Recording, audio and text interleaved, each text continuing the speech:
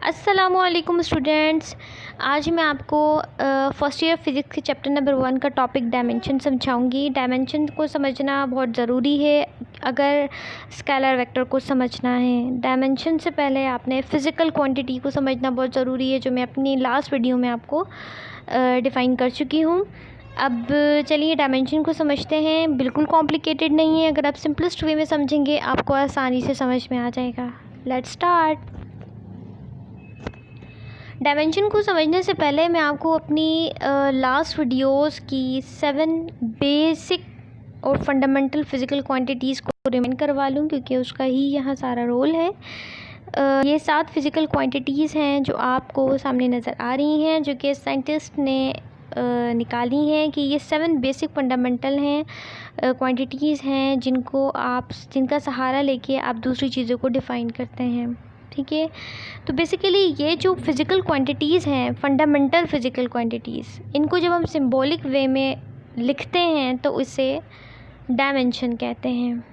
ठीक है, डेफिनेशन देख लीजिए। ईच बेस क्वांटिटी, जो कि अभी मैंने चार्ट में आपको दिखाया, लेंथ हो, मास हो, टाइम हो, करंट हो, represented by a specific symbol considered as dimension.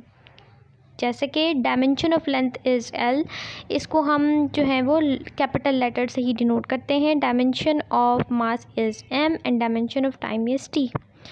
Let's clarify it further. मैंने बेसिक और फंडामेंटल जो 7 यूनिट्स थी उसमें से एक को उठा लिया है। ठीक है, दिस इज़ द बॉक्स। इस बॉक्स में आप देख सकते हैं कि 3 तरह से लेंथ को डिफ़ाइन किया गया है। एक तो लेंथ खुद, एक विड्थ के तौर पर और एक डेप्थ के तौर पर।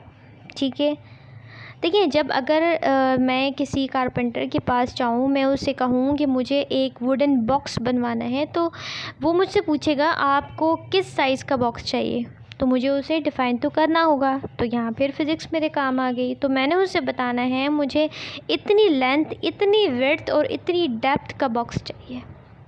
ठीक है, मैंने ये 3 चीज़ें उसे लाजमन डिस्क्राइब करनी होगी और अपनी मनपसंद बॉक्स बनवाने के लिए।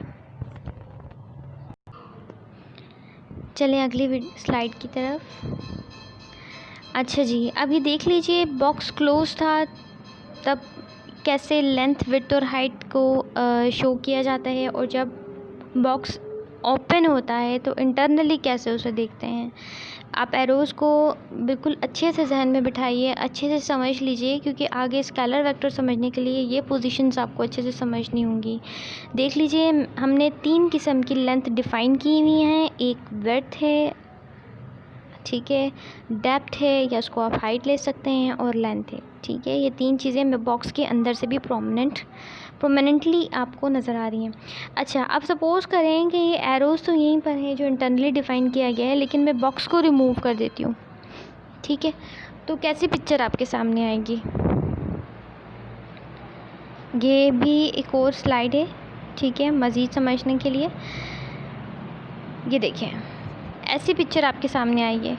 ऐसा ही था ना, हमने लेंथ को डिफ़ाइन किया था, हमने विड्थ को और डेप्थ को डिफ़ाइन किया था। दोबारा देख लीजिए, X axis, Y axis and then Z axis. ठीक है, हमने 3 एक्सिस डिफ़ाइन किए थे। अब एरोज़ को कंसिडर करते हैं और बॉक्स रिमूव कर देते हैं। ठीक है, इंटरनल जो बॉक्स है ना, उसकी बात कर रही हूँ। ऐसा ही है, जहन नशीन हो गया आपको। ठीक है, यानी कि अब कभी भी आपको 3 एरोज़ आएंगे तो आपने परेशान नहीं होना। आपने ये समझ लेना है कि लेंथ को 3 तरह से डिफ़ाइन किया गया है। आ रही समझ में? अब आगे हम समझते हैं डायमेंशन क्या है। आ जाइए, देखिए लेंथ को अगर एक सिम्त में ही डिफ़ाइन किया गया हो तो वो 1 डायमेंशन कहलाता है।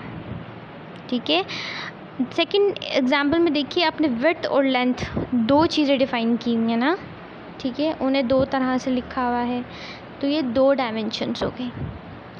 तीसरी में आइए, आपने लेंथ, विड्थ और हाइट डिफ़ाइन की हुई है, तो ये आपने 3 डायमेंशंस डिफ़ाइन की हुई हैं। अब ये 3 एरोज़ क्लियरिफाई हुए हैं आपको। ये बॉक्स पे देख लीजिए, विड्थ, डेप्थ और लेंथ, 3 डायमेंशंस आपने डिफ़ाइन किए हैं। यहाँ पर भी एग्जैक्टली यही है। ये तीसरा एरो आपको तीसरी डायमेंशन बता रहा है, ठीक है। तीसरे एरो या तीसरी डायमेंशन को रिप्रेजेंट करने का तरीका ये होता है। एक्स और वाई एक्सिस को तो आप वर्टिकली हॉरिजॉन्टली डिफ़ाइन कर लेते हैं, जो जी एक्सिस होता है वो इस तरह से डिफ़ाइन किया है। अब वो इनसाइड लेते हैं या आउटसाइड लेते हैं, ठीक है। डायमेंशन समझ में आ गया। अब एक और तरह से देख लेते हैं।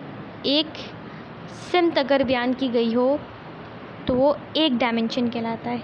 अगर 2 सिमत आपने बयान की हों एक्स और वाई एक्सिस तो वो 2 डायमेंशन कहलाता है। इसी तरह अगर 3 सिमत बयान की गई हों, जैसे कि हमने पीछे भी देखा, तो वो 3 डायमेंशंस कहलाता है, एक्स वाई एंड जी।